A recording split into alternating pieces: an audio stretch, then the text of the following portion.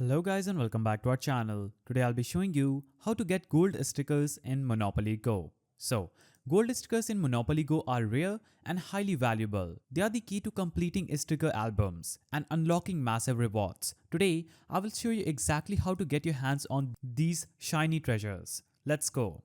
So, step 1 is participating in the sticker events. Gold stickers are often available during special sticker events. Check the events tab in the game regularly, as these events can help you collect more stickers, including those elusive gold ones. Now, step 2 is claim daily rewards. Don't skip your daily logins. Sometimes gold stickers are included as part of your daily bonuses or special milestone rewards. Log in consistently to increase your chances of earning them. Now, step 3 is purchase sticker packs. If you're looking to speed things up, head to the in-game store and buy sticker packs, premium packs, because premium packs often have a higher chance of containing gold stickers. So, consider investing your coins or tokens wisely. Now, step 4 is trade with friends. If you got duplicates, trade them with friends because many players are willing to swap their gold stickers for duplicates they need. So, make sure to join Monopoly Go communities